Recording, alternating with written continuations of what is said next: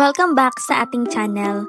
Ito na ang last part ng ating kwento tungkol sa isang lalaking gustong maghiganti sa kanyang minahal na babae. Sa nakaraang episode, nagsimula na ang school festival pero nawawala sina Makabe at Gaso. Ituloy natin ang kwento. Nai-imagine na ni Makabe ang kanyang pagkapanalo kay Gaso. Nakikita niya ang kanyang sarili na sinasayaw si Aki sa gilid ng bonfire pagkatapos ng festival dahil nagawang baliktarin ni Yoshino ang sitwasyon. Galit na galit si Mari kay Makabe dahil sa mga nangyayari. Biglang dumating si Aki at sinabi kay Mari na kailangan na nilang umakyat sa stage dahil malapit na magsimula ang kanilang show. Kaya lang, hindi pa din nahahanap si Gaso. Desidido si Aki na gampanan ang kanyang role kahit wala siyang Prince Charming.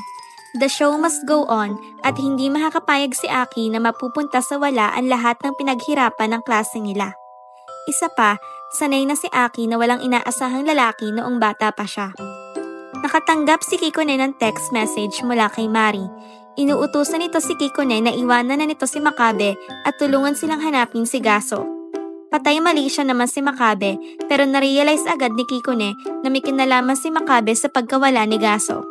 Sinimulang paluin ni Kikone si Makabe pero mabilis itong nakaiwas.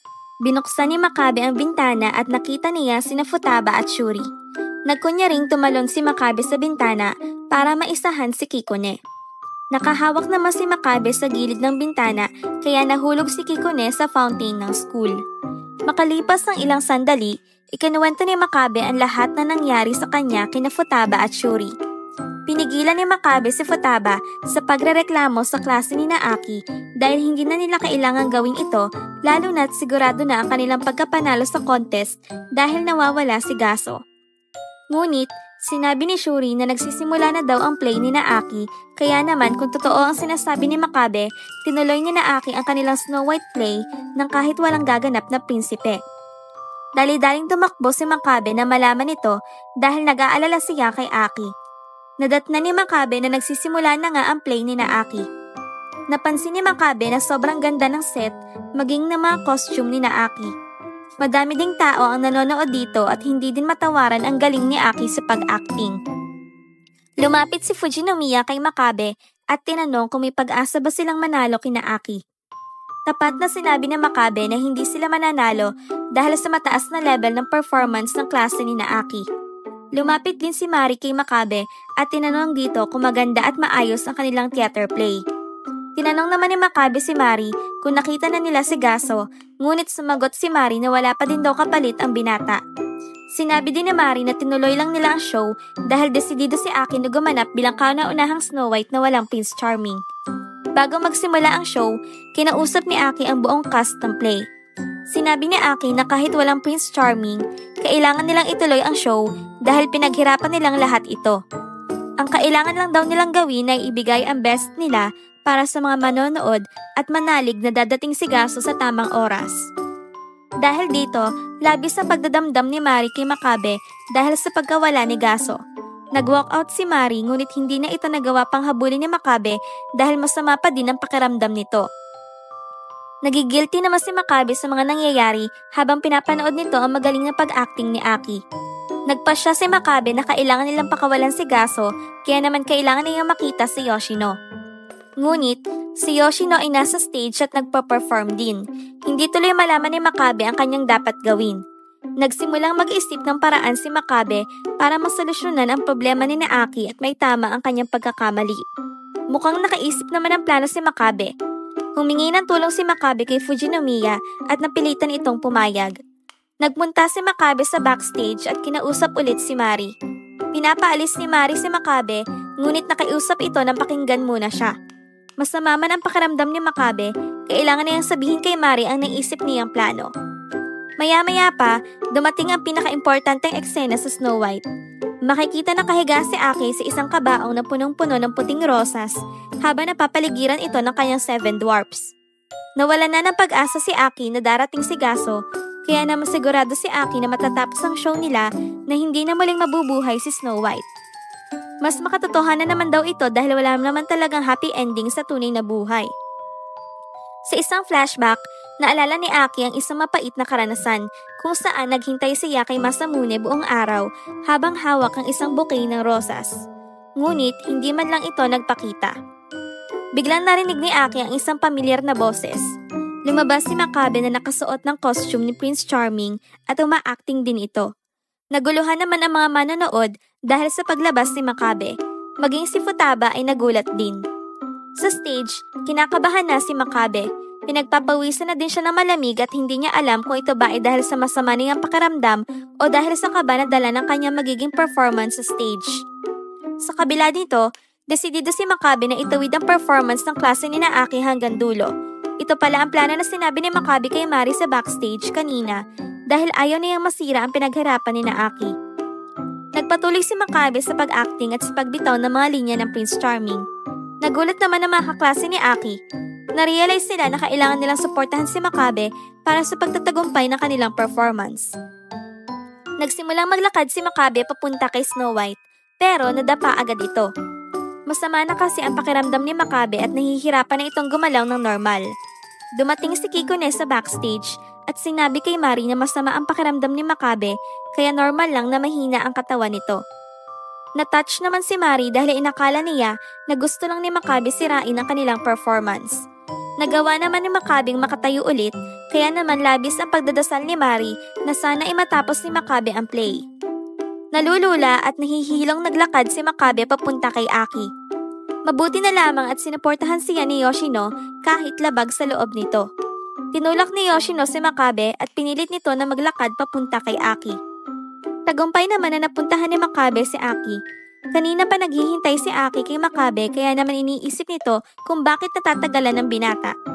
Ang kailangan na lang nilang gawin ay tapusin sa harap ng audience ang pinaka-inaabangang kissing scene. Magpapanggap lang naman sila magkikis at tapos na ang play. Lumuhod si Makabe sa gilid ni Aki. Laman ng isip nito ang gagawin nilang kissing scene para matapos na ang lahat. Binuhat ni Makabe ang ulo ni Aki at inilapit ito sa kanya. Marahan niyang hinalikan si Aki na labis na ikinagulat ng mga manonood.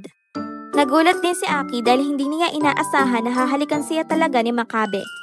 Nangilid ang luha ni Aki at nagpumiglas kay Makabe hanggang sa makawala siya dito at masuntok ito ng pagkalakas-lakas. Nagulat naman ulit ang mga manonood. Hindi tuloy malaman ni Aki ang kanyang gagawin. Mabuti na lamang at sumingit si Yoshino at sinabing nabuhay na ulit si Snow White kaya natuloy na maayos ang play. Bumagsak ang kortina at bumagsak din si Makabe. Napilitang pumalakpak si Fujinomiya kahit masakit sa puso niya ang kanyang mga napanood. Ganon din sina Shuri at Futaba na na-appreciate ang magandang performance ni Makabe at Aki. Huli na nang dumating si Gaso dahil natapos na ang lahat. Sa mga sumunod na araw, makikita na sa loob ng isang karaoke room ang lahat. Sinabi ni Sonika kung sino ang nanalo sa paligsahan sa pagitan ng klase ni Aki at Makabe. Sinabi nito na nanalo ang klase ni Aki dahil napilitan ang klase ni Makabe na kanselahin ang play nila. Sinabi din ni Sonoka na ang nanalong Best Actor at Best Actress ay walang iba kung hindi sina Makabe at Aki. Nangatwiran naman si Futaba na kaya lang nanalo ang klase ni Aki ay dahil kay Makabe. Kinuwento din ni Futaba na kaya na-cancel ang performance ng klase nila ay dahil kinailangang isugod sa nurse office si Makabe. Nagsorry naman si Makabe dahil sa nangyari. Sinabi naman ni Gaso na nag-volunteer siyang palitan si Makabe para sa Snow White play ni Futaba, ngunit hindi naman ito pumayag dahil hindi daw ito bagay kay Shuri. Iniba naman ni Aki ang topic ng usapan at tinanong kung bakit magkakasama silang lahat. Nagkataon pala na pare-parehas na nagplano ng after party sina Aki at Futaba sa iisang karaoke room, kaya naman napilitan na silang makihalubilo sa isa't isa. Naisip naman ni Sonoka na magkaroon ng panibagong contest sa pagitan ng dalawang klase dahil lahat naman daw ng taong kasali sa Snow White contest ay nandoon. Kailangan lang nilang magpataasan ng score sa pagkanta sa karaoke room para malaman kung sino ang mananalo. Nagsimula ang contest at si Aki ang naunang kumanta. Sobrang ganda ng boses nito kaya naman mataas na naging score nito. Sumunod naman si Fujinomiya at kumanta din ito. May pinaplano namang hindi maganda si Sonoka para ipahiya si Makabe kay Aki. Kung sintonado daw si Makabe ay lalong kamumuhian ito ni Aki. Sumunod naman na kumanta si Yoshino, ngunit sobrang pangit ng boses nito. Pinapipili naman ni Shuri si Makabe na makakanta, Ngunit tumayo ito at nagpunta sa banyo. Gusto nang umuwi ni Makabe ngunit pinigilan siya ni Sonoka at Kikone. Lumabas naman si Aki at sinabing hindi tama ang ginagawa ni Sonoka at Kikone kay Makabe. Pinabalik din ni Aki ang dalawa sa karaoke room pagkatapos pangaralan ang mga ito. Nagpasalamat naman si Makabe kay Aki, ngunit sinabi ni Aki na pinaalis niya lang sina Sonoka at Kikone para makakain siya ng maayos. Pagbalik sa karaoke room, napansin ni Aki na favorite song niya ang susunod na tutunog. Ito din pala ang favorite song ni Fujinomiya, kaya napilitan ng dalawa na kumantang magkasama. Labis naman na nagandahan ng lahat sa performance ng dalawa. Pagkatapos, si Makabe na ang susunod na kakanta, kaya naman nakafocus ang atensyon ng lahat sa kanya. Ang hindi alam ng lahat, sobrang pangit ng boses ni Makabe na lahat na nakinig dito ay nahimatay. Maging si Yoshino ay napatawag sa receptionist para sabihin na kailangan nilang patigilin si Makabe. Labis naman na natuwa si Makabe dahil nabawasan daw siya ng ilang calories dahil sa pagkanta niya. Matapos ang karaoke party, makikita magkasama sina Makabe at Aki sa isang bench. Umuwi na ang lahat bukod kay Yoshino at Aki dahil sa sobrang sama ng pakiramdam. Umalis naman si Yoshino para mag-shopping kaya naiwan si Aki kay Makabe. Pinapauwi naman ni Aki si Makabe ngunit sinabi nito na hindi siya aalis hanggang wala pang kasama si Aki. Delikado daw kasi na maiwan mag-isa ang magandang babaeng kagaya ni Aki, lalo na at malapit nang magtakip silim. Maya-maya pa, nadako ang kanilang usapan sa nangyari sa school festival. Nagkahiyaan tuloy ang dalawa dahil sa kanilang first kiss. Sinabi ni Makabe na hindi man lang daw nag-thank you si Aki sa kanya sa kabila ng kanyang mga ginawang pagtulong sa klase nila. Kaya naman, tinanong ni Aki si Makabe kung ano ang gustong ipagawa ng binata sa kanya para lamang makapagpasalamat siya dito. Nagulat naman si Makabe pero naisip niya na gusto niya ulit halikan si Aki. Nagulat naman si Aki lalo na sinabi ni Makabe na gusto niyang si Aki naman ang humalik sa kanya ngayon. Nahihiyaman, pumayag pa din si Aki kaya nagulat si Makabe. Pinapikit ni Aki si Makabe at napilitan naman ang binata na sumunod dito. Lumapit si Aki kay Makabe para halikan ito habang kabadong-kabado naman si Makabe na naghihintay. Sobrang lapit na ng mukha ni Aki kay Makabe, kaya lang biglang kumuha si Aki ng kamote at pinakain ito kay Makabe. Binuksan ni Makabe ang kanyang mata at nakita niya na magkasama na sina Yoshino at Aki. Naisahan na naman siya ni Aki, kaya naman tuwang-tuwa si Aki. Hindi na naman nagtagumpay ang plano ni Makabe na paibigin si Aki, ngunit sa kabila nito, wala pa ring balak si Makabe na sukuan ng dalaga. Dito na nagtatapos ang first season ng ating kwento. Salamat sa inyong panonood at hanggang sa muli. Kita-kita tayo sa next season. Mag-like, share, comment at subscribe ka na para updated ka sa aming mga video uploads.